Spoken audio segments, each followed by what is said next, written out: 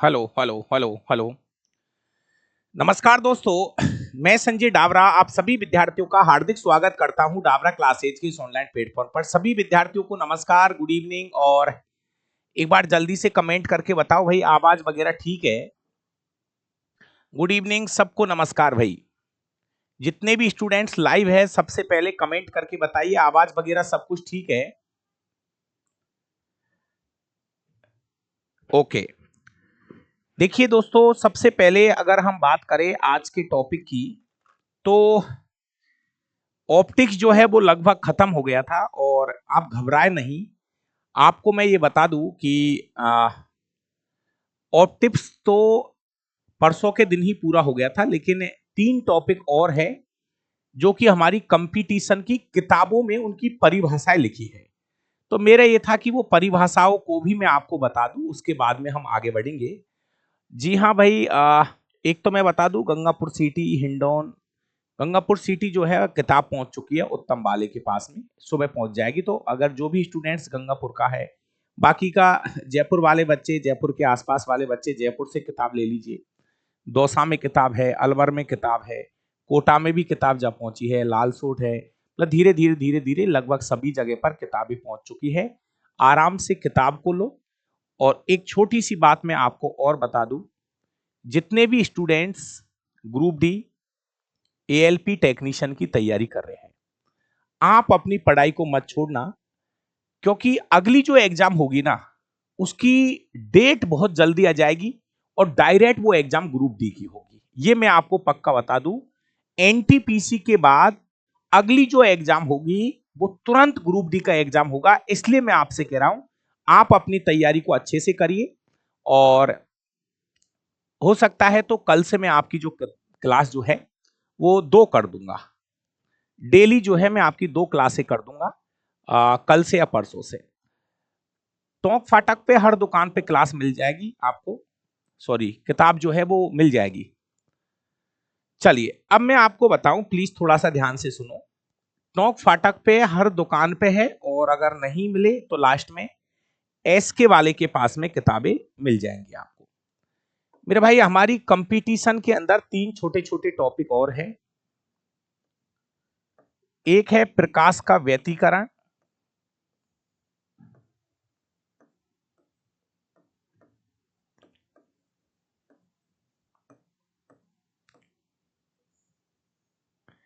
है ना, एक छोटा टॉपिक है। ये परिभाषा है, केवल परिभाषा याद करना, पहली बात तो है ही नहीं है ये टॉपिक। एक है प्रकाश का विवर्तन,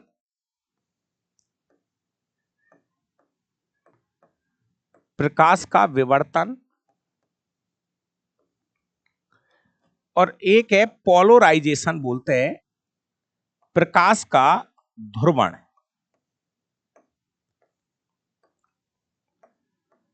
प्रकाश का ध्रुवण। एक छोटी सी बात मैं आपको बताऊं, आप भले ही आपको ज्यादा कुछ याद नहीं रहे,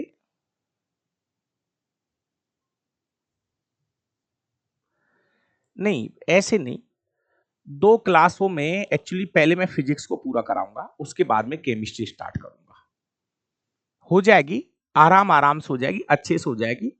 मेरा यह है कि आपकी बहुत ही जल्दी फिजिक्स की मैं 2 क्लास करने वाला हूं। एक दिन में ले लिया करूंगा, एक शाम को ले लिया करूंगा।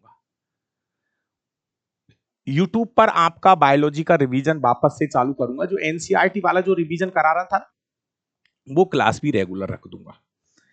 तो सबसे मेन चीज ये है कि ये जो 3 जो घटनाएं हैं, पहले ये ध्यान रखना कि ये तीनों घटनाएं प्रकाश के लिए होगी। प्रकाश का व्यतिकरण भी होता है, प्रकाश का विवर्तन भी होता है, प्रकाश का ध्रुवण भी होता है। पहले मेरी बात को आप समझो। पहले तो आप केवल इतनी सी बात याद कर लो कि प्रकाश ये तीनों घटनाएं दिखाता है। देखो, प्रकाश की कौन कौन सी घटना आपने देखी है? प्रकाश का परावर्तन होता है, जी हां सर होता है। प्रकाश का अपवर्तन होता है, हां सर होता है। इसके बाद आपको क्या बोलना है? प्रकाश का व्यतिकरण भी होता है, प्रकाश का विवर्तन भी होता है, प्रकाश का ध्रुवण भी होता है। जी हां। इसके बाद में हमने प्रकाश का वर्ण विक्षेपण भी पढ़ा है, पर प्रकाश का वर्ण विक्षेपण। इसके बाद में प्रकाश का एक अपन ने स्केटरिंग और पढ़ा था, फैलना, प्रकाश का फैलना। तो कहने का मतलब आपको यह ध्यान रखना है कि हाँ, प्रकाश ये घटनाएं दिखाता है।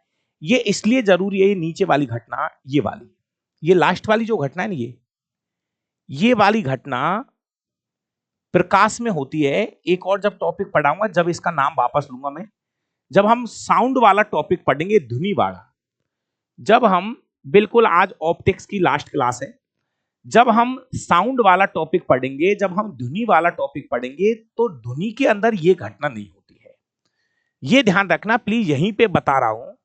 जब हम साउंड वाला टॉपिक पढ़ते हैं तो ध्वनि का परावर्तन होता है ना।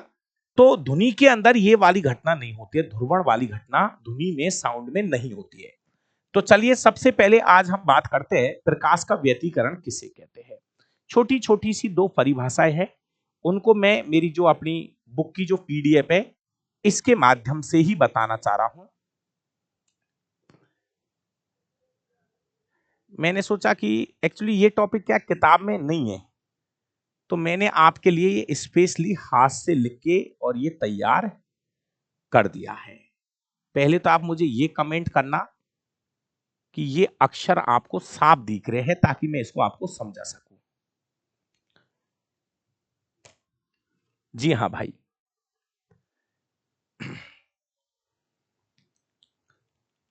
ये पीडीएफ का कहीं कहीं यूज करूंगा, जहां पे कहीं पे वो टॉपिक हमारी पार्ट में नहीं है। तो अब सुनो थोड़ा सा, एक बार सभी मेरे जितने भी भाई है, सबसे पहले इसकी परिभाषा सुनिए। प्रकाश का व्यतिकरण, जब जब दो एक वर्णी प्रकाश पुंज एक साथ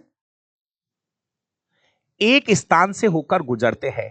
देखिए, जब दो एक वर्णी प्रकाश पुंज एक साथ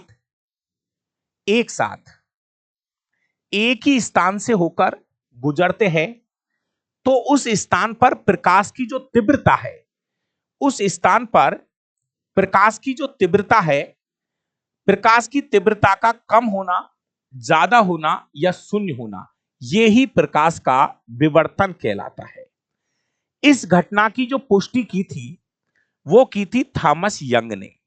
इस घटना की पुष्टि करने वाला जो वैज्ञानिक था वो था थॉमस यंग। ठीक है, अब वापस से सुनिए, ये कहना चाह रहा है, देखो प्लीज मैं मेरी भाषा में समझाऊं आपको। मान लीजिए दो प्रकाश है, तरंगे है, जिनकी आवृत्ति एक जैसी है। अब जैसे एक बार सुनिए, ये पहली तरंग है, समझना थोड़ा सा, और ये दूसरी तरंग है। कोई भी दो तरंगे हैं जिनकी फ्रीक्वेंसी एक जैसी है, तो प्यारे विद्यार्थियों, जब ये दो तरंगे यहां से गुजरेंगी ना, तो कहीं पर इसकी तीव्रता, जैसे मान लीजिए कहीं पर इसकी तीव्रता अधिकतम होगी, कहीं पे इसकी तीव्रता न्यूनतम होगी। तो एक जैसी तरंगे, उनकी आवृत्ति एक जैसी है, एक स्थान से गुजर रही है, तो कहीं पर इसकी तीव्रता ज्यादा हो सकती है, कहीं पर इसकी तीव्रता कम हो सकती है। यह भी दो प्रकार का होता है, जरूरत अभी नहीं पड़ेगी। ये जो व्यतिकरण है प्रकाश का, यह भी दो प्रकार का होता है, कभी आपने सुना हो। एक होता है संपोषी व्यतिकरण और दूसरा होता है विनाशी व्यतिकरण, है ना। तो इनकी जरूरत आपको नहीं पड़ने वाली है। एक बार वापस से थोड़ा सा, नहीं समझ में भी नहीं आया तो मत समझो, आप जो मैं बोलूं एक बार उसको वापस समझना। मान लो दो तरंगे हैं जिनकी आवृत्ति एक जैसी है और वो एक ही स्थान से गुजर रही है, दो तरंग जा रही है ऐसे समझ लीजिए। तो कहीं पे वो तरंगे एक जगह मिल भी सकती है, कहीं पे वो दूर भी जा सकती है। तो जहां पे मिलेगी वहां पे तीव्रता बढ़ जाएगी। तो अब बात यह है कि इस वाली घटना में वो प्रकाश की जो तरंगे है वो कहीं ना कहीं एक जगह पे जाके मिलती है, और इस वाली घटना में हो सकता है कि वो दूर भी चली जाए। तो अभी आपको क्या करना है, इसकी एक बार फिर से परिभाषा याद करने की कोशिश करें। जब दो एक वर्णी प्रकाश पुंज एक साथ एक ही स्थान से होकर गुजरता है, मतलब दो तरंगे गुजर रही है एक साथ एक जगह से, तो उस स्थान पर प्रकाश की जो तीव्रता है कम भी हो सकती है, ज्यादा भी हो सकती है, और शून्य भी हो सकती है। इस घटना को प्रकाश का व्यतिकरण कहा जाता है। यह एक छोटी सी परिभाषा है।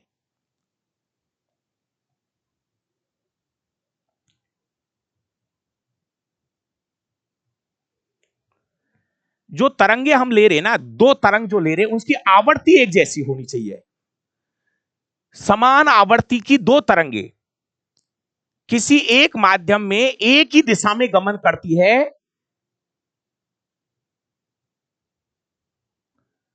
तो उनकी तीव्रता में परिवर्तन हो सकता है। कहीं पे तीव्रता ज्यादा, कहीं पे कम, कहीं पे शून्य।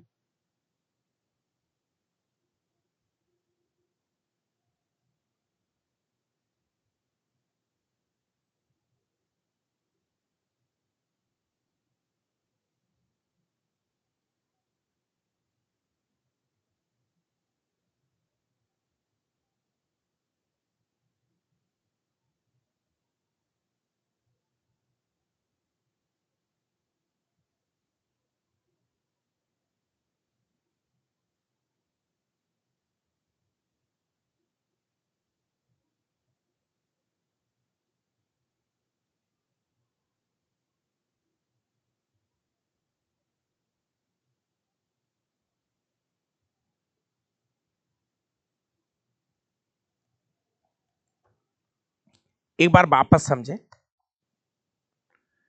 अभी जो मैं एक बार वापस से समझना।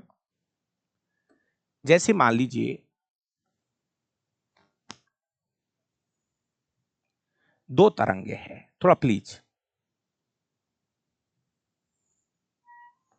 ये पहली तरंग है,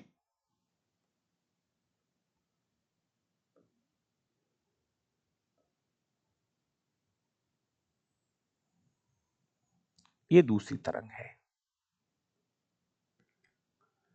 ठीक है, दो तरंगे हैं जिनकी आवर्ती एक जैसी है। ये दो तरंगे हो गई, ये पहली तरंग हो गई, ये दूसरी तरंग हो गई।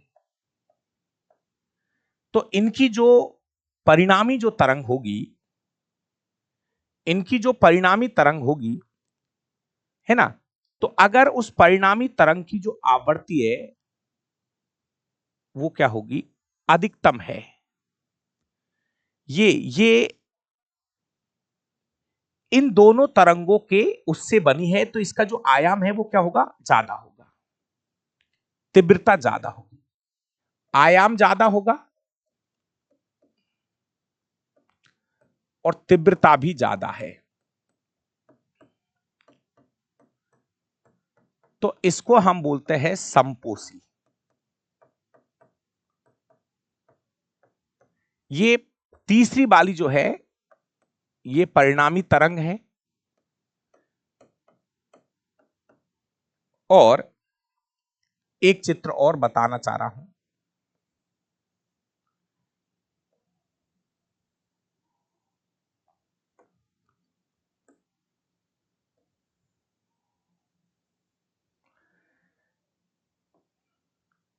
इसमें जो परिणामी तरंग होती है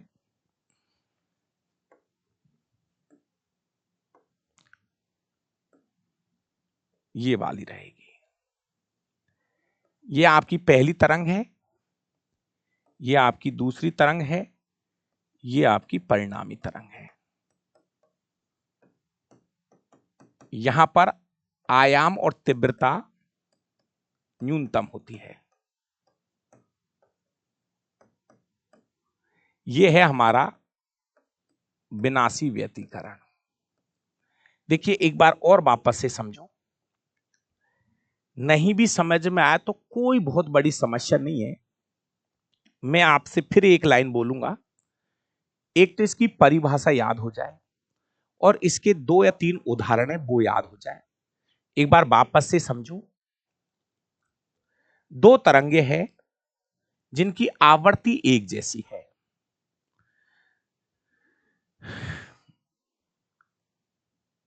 दो तरंगे हैं जिनकी आवर्ती क्या होनी चाहिए? एक जैसी होनी चाहिए। दो तरंगे हैं जिनकी आवर्ती एक जैसी है। दो तरंगे जिनकी आवर्ती एक जैसी हो, फ्रीक्वेंसी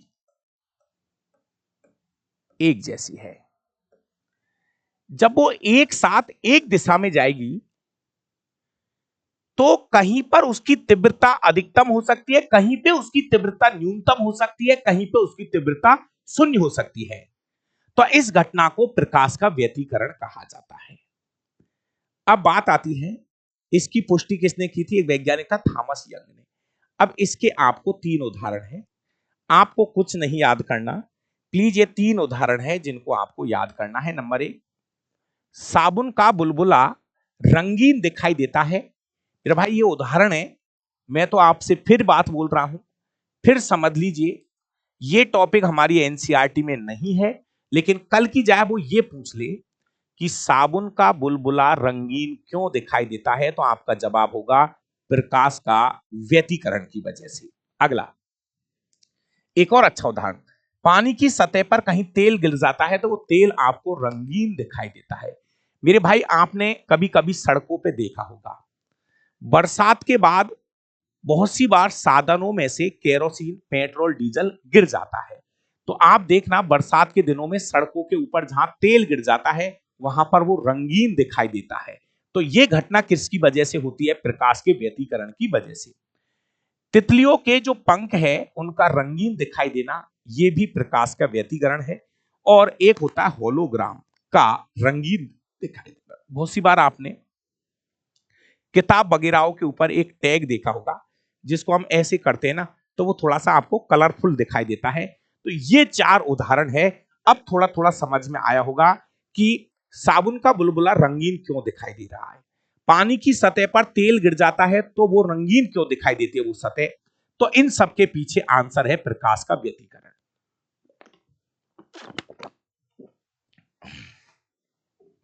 कुछ चीजें रट भी लिया करो, ऐसे रट लिया करो जैसे आप ऐसे बोलना, दो तरंगे हैं जिनकी आवर्ती एक जैसी है, वो एक साथ एक दिशा में जा रही है। तो जब वो जाएगी तो उनसे एक के परिणामी तरंग बनती है।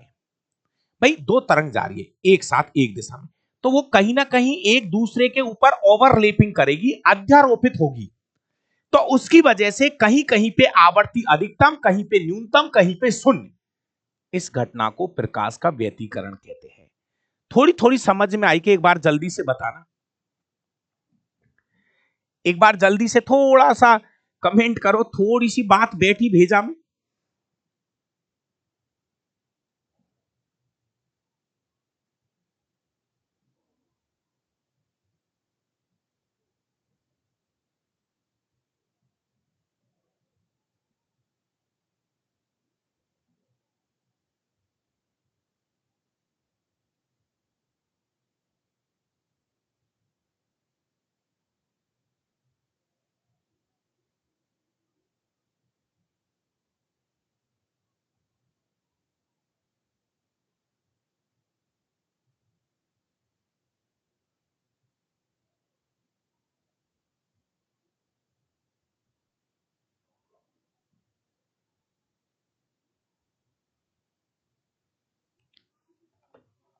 देखो वापस से सुन लीजिए, इसमें आपको एक लाइन याद रखनी है। एक बार और समझा दूं, जैसे पहली चीज वापस से समझना,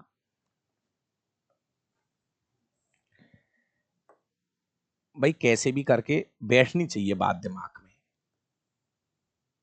मान लीजिए ये कोई तरंग है, ये पहली तरंग है,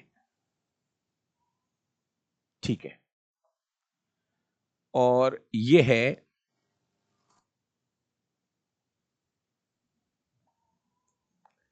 दूसरी तरंग, ठीक है, दो तरंगे बना दी मैंने। ये है दूसरी तरंग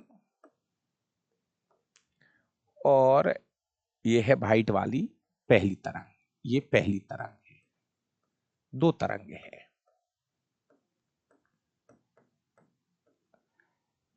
ठीक है। ये इधर टाइम होता है टी समय में, समय लेगी चलने में। तो अब बात यह है, जब ये तरंगे, इनकी आवृत्ति एक जैसी है और ये चल रही है, ऐसे समझो, तो इन दोनों तरंगों का एक परिणामी तरंग बनेगी। तो अब इन दोनों के मिलने से एक और नई तरंग बनेगी, ये है इसकी परिणामी तरंग, ये है परिणामी तरंग। इन दोनों के मिलने से बनी है ये, इन पहली और दूसरी तरंग के मिलने से एक नई तरंग बनी है। अब ये जो परिणामी तरंग है, इसका आयाम अधिकतम होगा और तीव्रता भी अधिकतम होगी। आयाम और तीव्रता अधिकतम है, तो इस वाले व्यतिकरण को बोलते हैं समपोषी व्यतिकरण। समपोषी व्यतिकरण, जब आयाम और तीव्रता अलग हो जाए, दो तरंगे हैं, वो चल रही है, एक दिशा में है, तो उनके मिलने से एक नई तरंग बनेगी। उस तरंग का आयाम अधिकतम होगा, उसकी तीव्रता भी अधिकतम होगी। आयाम और तीव्रता अधिकतम है, तो ऐसी तरंग को हम बोलते हैं समपोषी व्यतिकरण।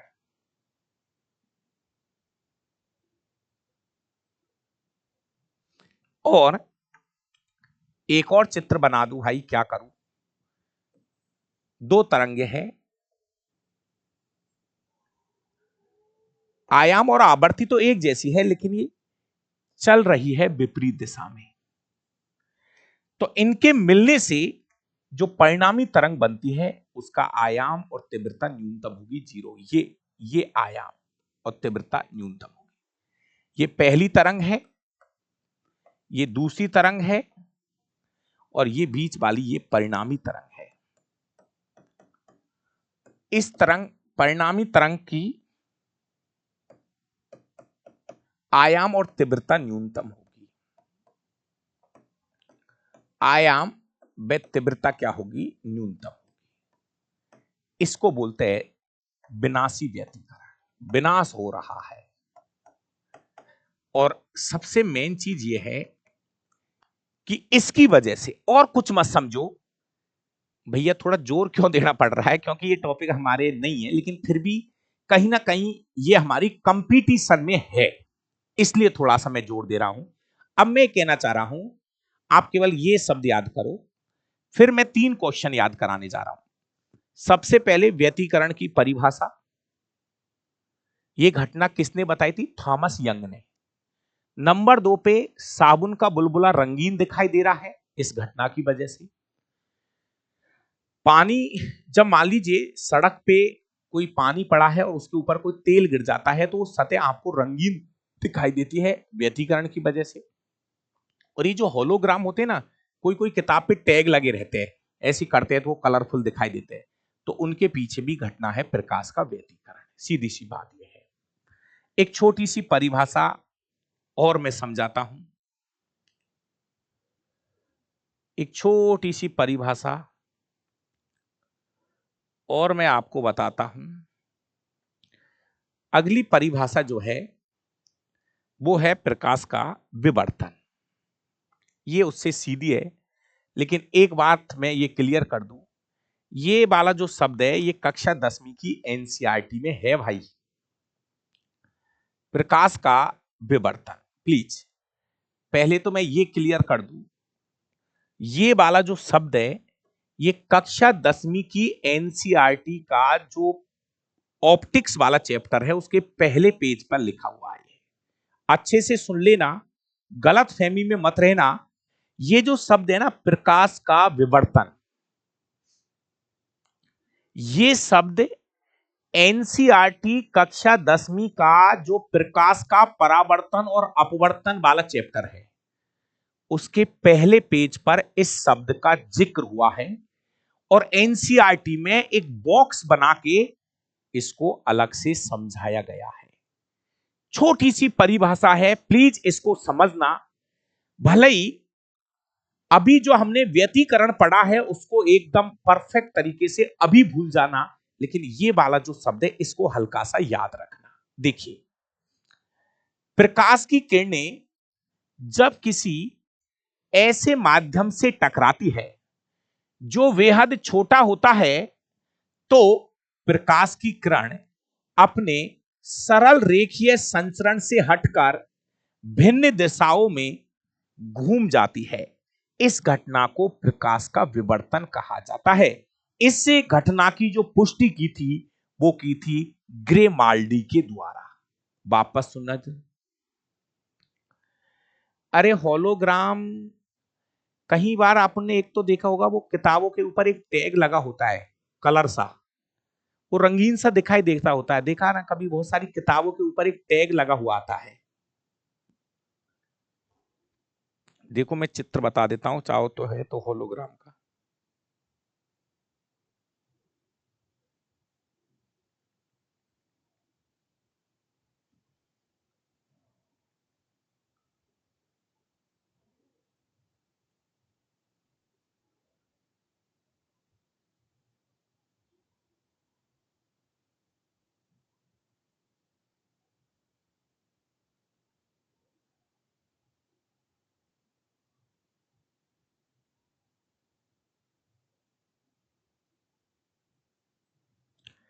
हाँ भाई, एक बार इसको देखो।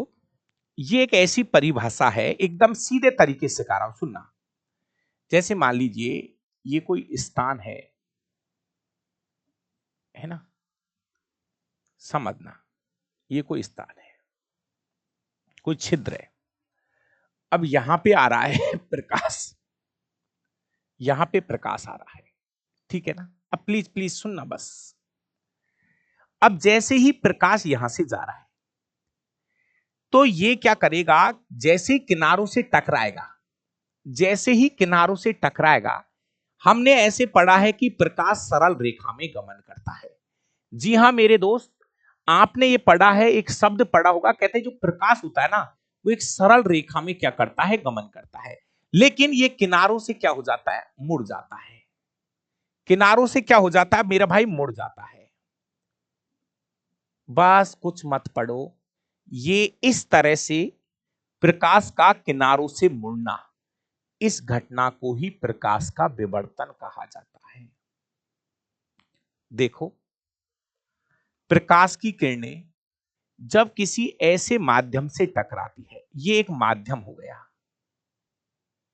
ठीक है, जो बेहद छोटा है, तो प्रकाश की जो किरण है अपने सरल रेखीय संचरण से हटकर, नियम तो कहता है कि इस प्रकाश की किरणों को सीधा जाना चाहिए था, लेकिन ये जैसे ही किनारों से टकराती है, टकराने के बाद ये क्या हो जाती है, मुड़ जाती है। इस घटना को प्रकाश का विवर्तन कहा जाता है। इस घटना की पुष्टि की रही थी ग्रेमाल्डी के द्वारा। बस अब सुनिए, एक छोटी सी बात यहां पे लिखी गई है। विवर्तन की घटना मुख्यतः ध्वनि तरंगे व रेडियो तरंगों पर लागू होती है। यह घटना जो है मेनली ध्वनि तरंगे और रेडियो तरंगों पर क्या होती है, लागू होती है। उदाहरण अगर मैं बात करूं, तो दो उदाहरण यहां से भी याद करना। छाया का निर्माण, जी हां, छाया का जो निर्माण है वो विवर्तन की घटना के फलस्वरूप ही होता है। एक और, अपनी जो सीडी और जो डीवीडी हुआ करती थी, वो आपको रंगीन दिखाई देती थी। मेरा भाई आपने पहले, अभी भी चलती है जो सीडी होती है ना अपनी, तो कभी आप देखना उसको ऐसे ऊपर नीचे करते तो वो ऐसे रंगीन दिखाई देती है। तो उसके पीछे रीजन है प्रकाश का विवर्तन।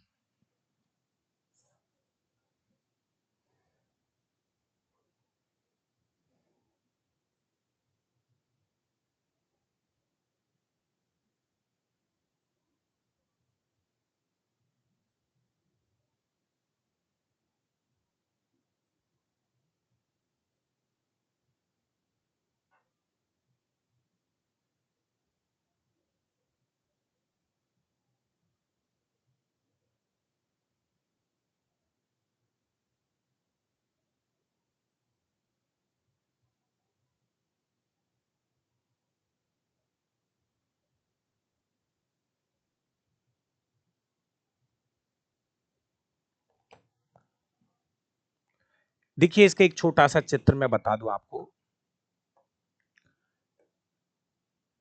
जैसे मान लीजिए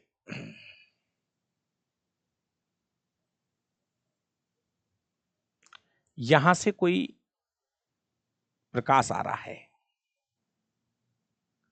यहां से कोई प्रकाश आ रहा है,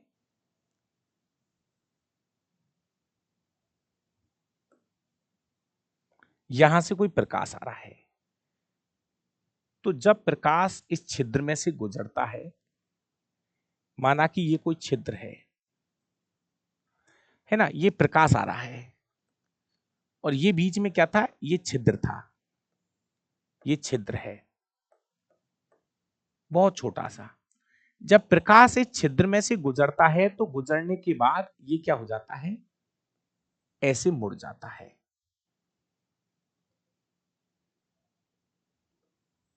इस तरह से फिर हमें इसे सामने की तरफ एक पर्दे पे प्राप्त भी कर लेंगे। तो इस तरह से प्रकाश का मुड़ना, ये घटना जो है ये कहलाती है विवर्तन। कोई प्रकाश है, मान लीजिए कोई टॉर्च जला हुआ और वो प्रकाश कहीं छोटे से छिद्र में से जब निकलता है ना, तो जहां से वो निकलता है वहीं से ऐसे मुड़ जाता है। तो इस घटना को कहा जाता है प्रकाश का विवर्तन। केवल परिभाषा याद करनी है, ठीक है। ये आपकी एक छोटी सी परिभाषाएं है विवर्तन की, ठीक है। अब एक और परिभाषा, एक लास्ट परिभाषा है पोलराइजेशन ऑफ लाइट, प्रकाश का ध्रुवण। प्रकाश का ध्रुवण है,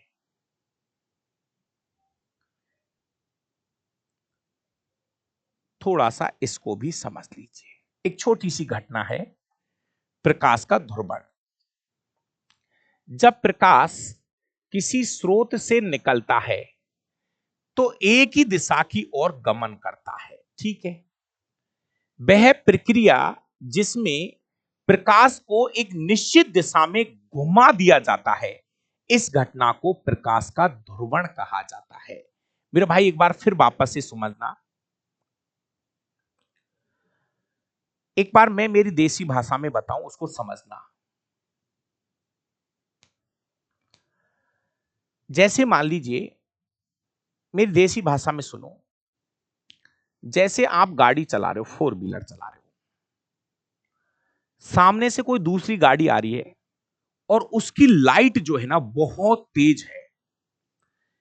तो थोड़ी देर के लिए मैं कह रहा हूं कि ऐसे समझो हमारी गाड़ी में शीशा नहीं है सामने की तरफ, माना कि हमारी गाड़ी में सामने की तरफ शीशा नहीं है, तो वो जो लाइट है ना वो आपके आंखों पे आएगी, एकदम चकाचौंध हो जाती है।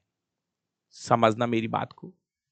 लेकिन गाड़ियों के सामने जो शीशा लगा रहता है उसमें क्या होता है मेरे भाई, दो कांचों के बीच में एक लेयर बनाई जाती है, एक परत बनाई जाती है।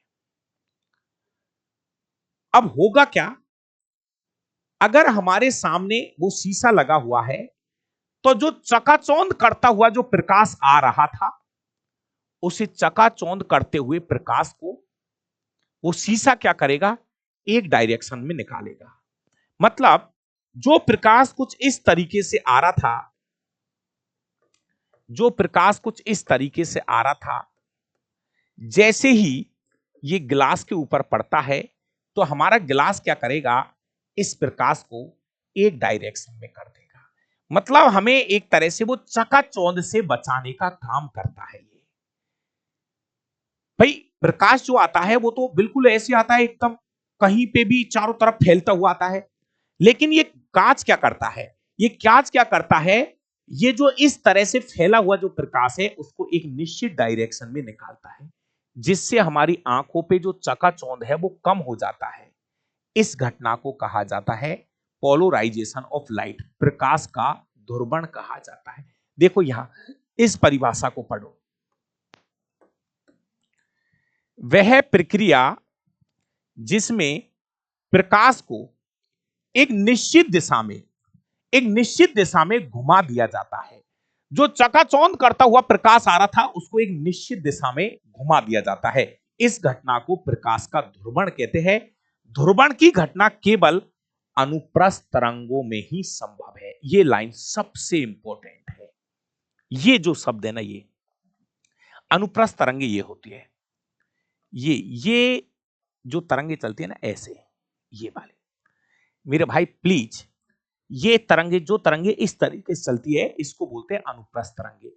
तो ये जो पोलराइजेशन की जो घटना होती है, ये केवल और केवल अनुप्रस्थ तरंगों के लिए ही संभव है, अनुदैर्घ्य तरंगों पर काम नहीं करती है, लागू नहीं होती है। तो एक बात और सुन लो, जब हम ध्वनि तरंगे पढ़ेंगे, ध्वनि तरंग जो होती है वो होती है अनुदैर्घ्य तरंगे। ध्वनि तरंगे जो होती है वो होती है, ये अनुप्रस्थ है, ये अनुप्रस्थ है, ये अनुप्रस्थ है। ध्वनि तरंग जो होती है वो होती है अनुदैर्घ्य तरंगे। तो ये जो ध्रुवण की जो घटना है, ये अनुप्रस्थ तरंगों पर ही लागू होती है, अनुदैर्घ्य तरंगों पर लागू नहीं होती है। मतलब ध्वनि का पोलराइजेशन नहीं होता है, ध्वनि में ध्रुवण की घटना नहीं होती है। इस लाइन को बहुत अच्छे से सुनना, ये क्वेश्चन हमारी परीक्षाओं में आ रखा है। जो साउंड होता है ना ध्वनि, उसमें ये पोलराइजेशन की घटना नहीं होती है। ये घटना केवल और केवल प्रकाश में देखने को मिलती है। प्लीज इसकी घटना का ध्यान रखना। यहां पर हमने कुछ उदाहरण दिए हैं, उनसे आपको समझ में आएगा। लंबी दूरी की रेलगाड़ियां एवं वायुयानों की खिड़कियों में प्रकाश की तीव्रता का कम करने के लिए हम पोलराइजेशन का उपयोग करते हैं।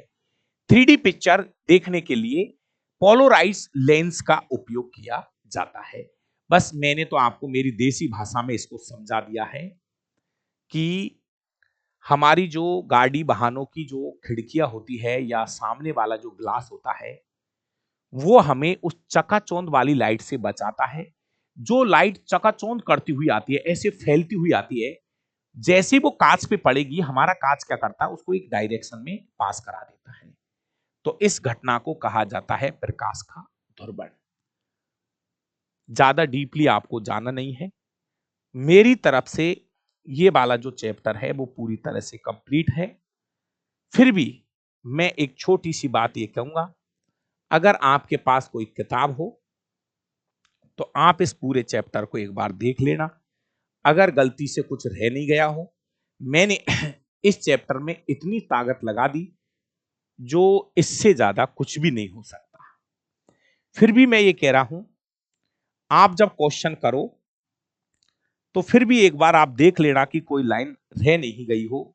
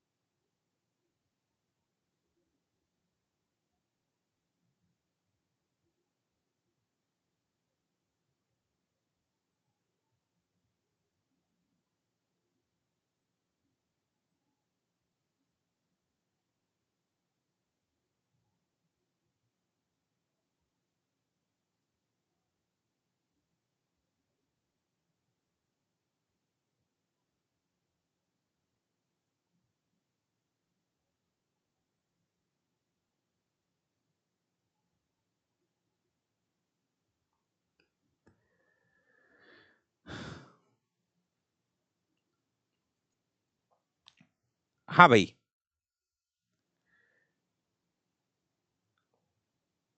एक छोटा सा डायग्राम और है, मैं चाह रहा हूं कि उस डायग्राम को भी आपको बता दूं। वो डायग्राम एनसीईआरटी का ही है, इसलिए उसको भी मैं बता रहा हूं आपको।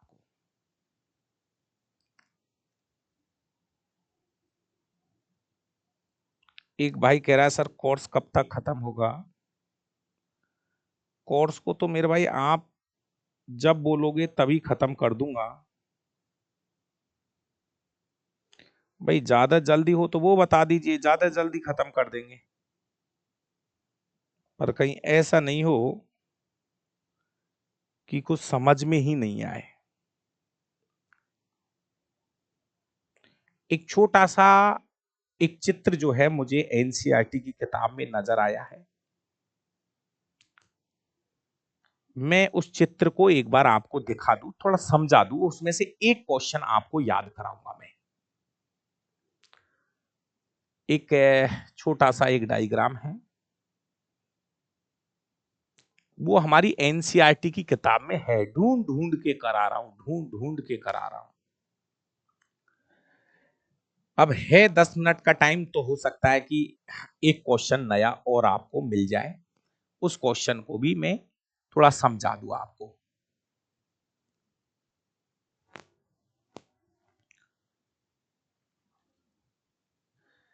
ये बहुत बड़ा चैप्टर था। अब जो चैप्टर आएंगे ना, मैं कह रहा हूं वो हो जाएंगे यार, एक एक दो दो दिन के चैप्टर है, आप तनाव मत लो ज्यादा। और जो भी स्टूडेंट इस क्लास को देखे, मैं आपको बता दूं, हो सकता है कल से मैं आपकी 2 क्लासें कर दूं, 2 क्लासें करूंगा।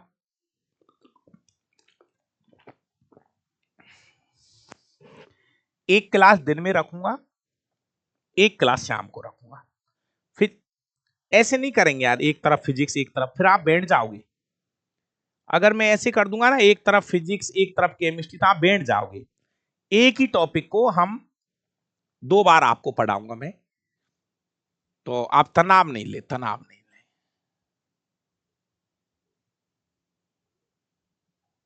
एक छोटा सा एक डायग्राम है। ये डायग्राम है ना, हमारी एनसीईआरटी की किताब में है। कभी आपको मिल जाए तो जरूर देखना। एक छोटा सा डायग्राम है, ये मैंने पेज पे बनाया है ताकि मैं इसको आपको अच्छे से समझा सकूं। अब सुनो मेरी बात, टाइम बता दूंगा मैं। टाइम आपको मैं मैसेज कर दूंगा, व्हाट्सएप पर भी मैसेज कर दूंगा। तो या तो कल से या परसों से आपकी फिजिक्स की 2 क्लासें लगाऊंगा।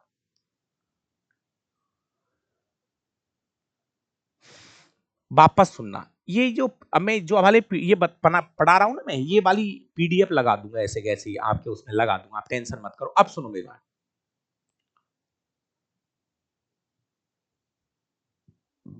एक चित्र है, एक बार प्लीज नजर डालना इसके ऊपर। हेडिंग एनसीईआरटी में है ये चित्र। आयताकार कांच के स्लैब से प्रकाश का अपवर्तन। ये कांच की स्लैब है, समझ ले, ये एनसीईआरटी में है। एक क्वेश्चन बताना चाह रहा हूं, बस एक क्वेश्चन याद कर लेना इस चित्र से। मेरा भाई ये जो है ना, पीला पीला जो है ना, ये कांच की एक स्लैब है, ऐसे समझ लो। कांच कांच की एक स्लैब है, ऐसे टुकड़ा है कोई कांच का, एक बिल्कुल एक चौकाकार एक कांच का टुकड़ा है। ठीक है, अब सुनना मेरी बात को। ये कांच की स्लैब से घटना दिखानी है मुझे, प्लीज और बड़ा करके दिखा दूं, लेकिन समझना। अब समझिए, ऊपर वायु है, वायु है तो वो है विरल माध्यम। ये कांच है तो ये है सघन माध्यम। एक विरल माध्यम हो गया, एक सघन माध्यम हो गया।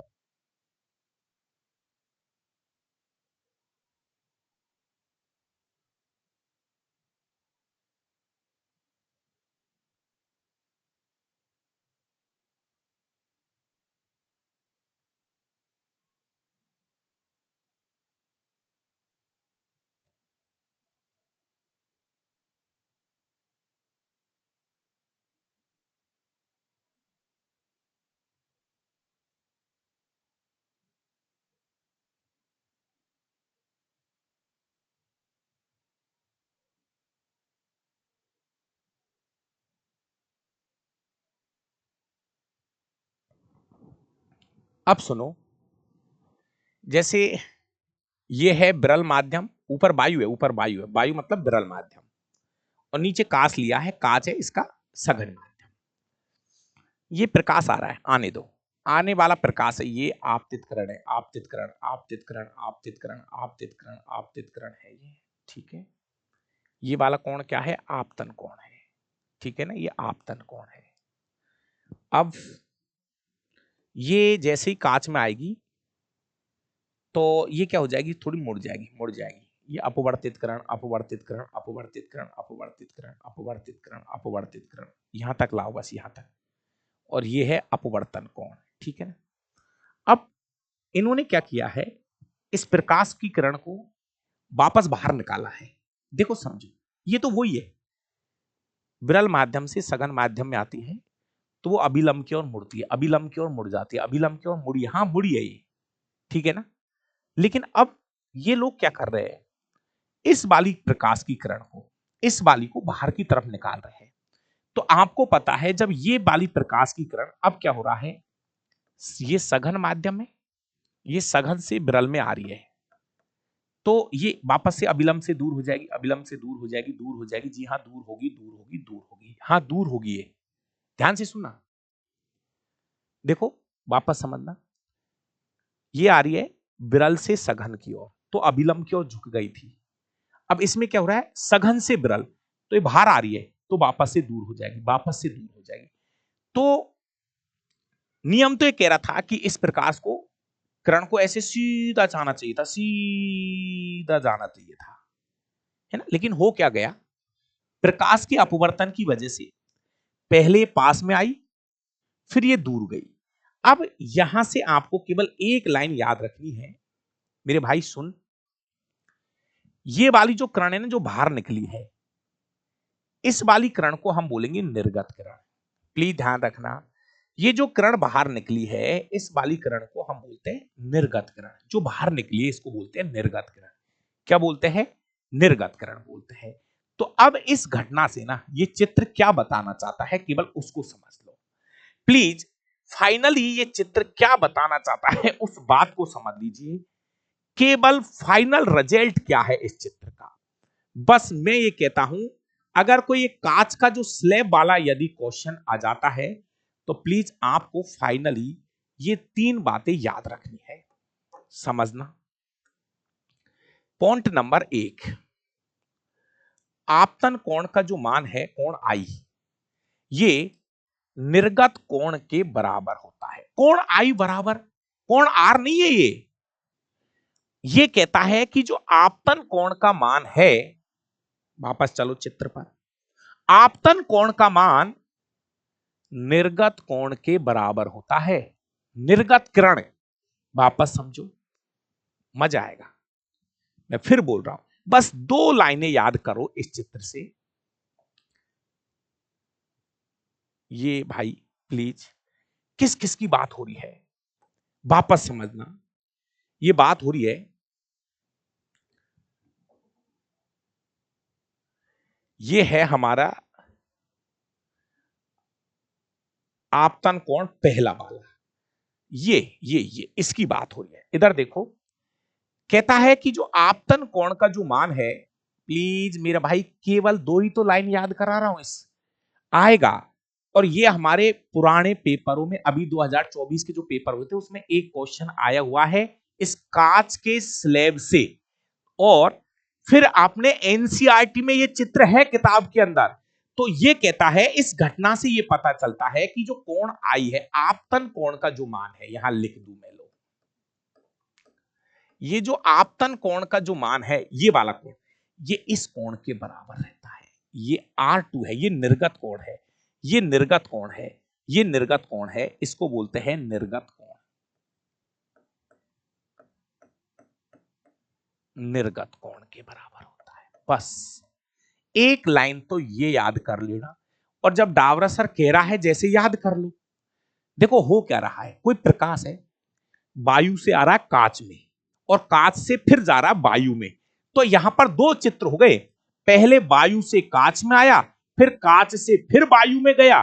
तो भाई साहब ये जो किरण बाहर निकल रही है इसको बोलते हैं निर्गत किरण। निर्गत किरण, तो कोण का नाम क्या दे दिया, निर्गत कोण, निर्गत कोण, निर्गत कोण।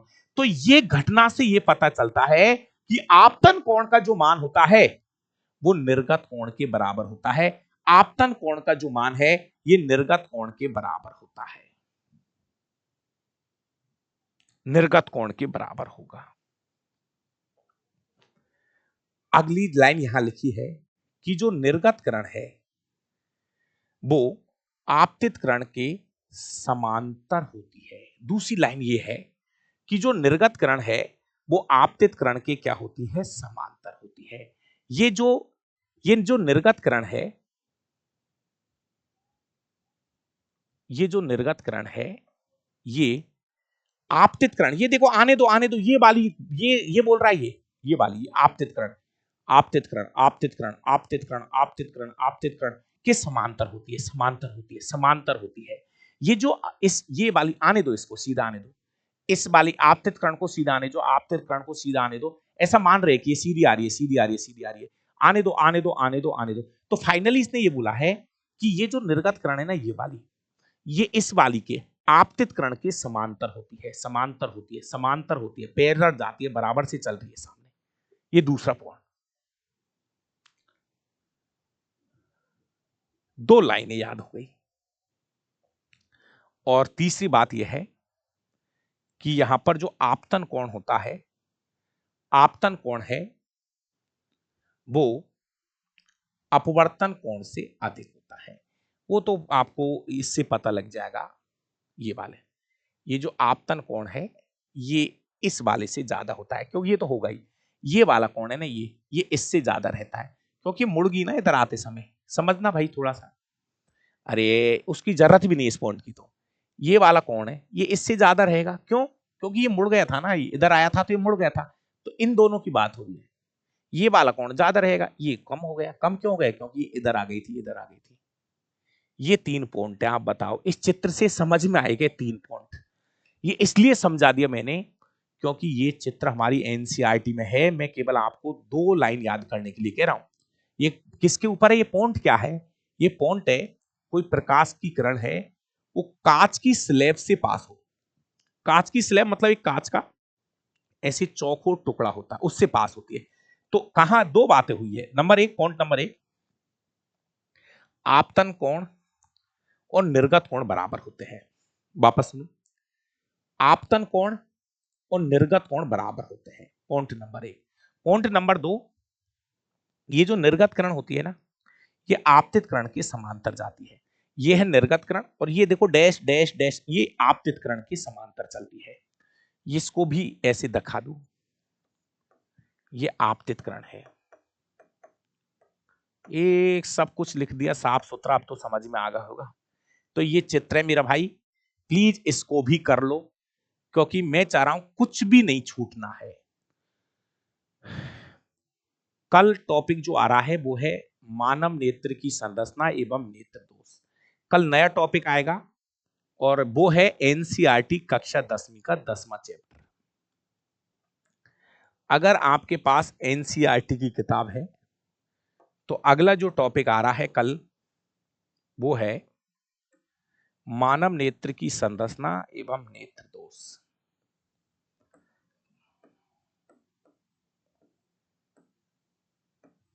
मानव नेत्र की संरचना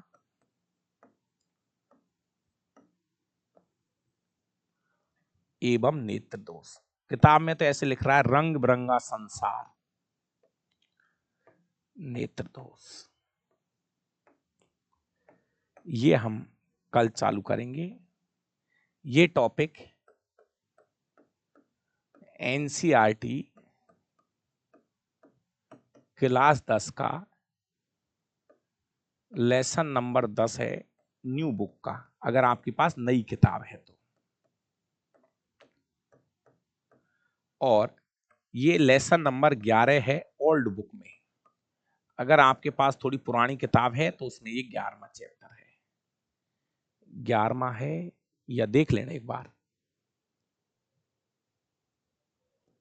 हाँ, 11वां है। तो एक बार आप इसको आप जरूर देखें। और जिस भी विद्यार्थी ने ये ऑप्टिक्स की क्लास ली हो पूरी, तो आपसे मेरा निवेदन है कि मेरे YouTube चैनल पर मैंने ऑप्टिक्स के 200 क्वेश्चन कराए हैं। जब भी आपको समय मिल जाए, वो आपकी मेहनत है, इस ऑप्टिक्स के 200 क्वेश्चन मैंने अलग से कराए हैं और न्यूमेरिकल अलग से करा रखे हैं। एक एक क्लास और है, वो मैं भले ही भेज दूंगा आपको, जिसमें केवल न्यूमेरिकल कराए हैं। तो यदि आपको टाइम मिले तो वो दोनों क्लासें मैं टेलीग्राम पे भेजूंगा आज, आप उनको जरूर देख लेना। बाकी आगे जो चैप्टर आ रहे हैं वो छोटे छोटे चैप्टर है, 3-4 दिन में हर चैप्टर पूरा हो जाएगा। और कल से हो सकता है कि मैं आपकी 2 क्लासें लगाऊंगा। टाइम आपका मैं कल फिक्स कर दूंगा, थोड़ा सा एक बार मुझे टाइम सेट करने दो, ठीक है। अच्छे रहो, खुश रहो, पढ़ते रहो। एनटीपीसी वाले एनटीपीसी का पेपर दे लीजिए। बाकी भी ग्रुप डी में भी ज्यादा टाइम नहीं है, थोड़ा सा समय निकाल के आप ग्रुप डी की तैयारी करते रहिए। थैंक यू, धन्यवाद।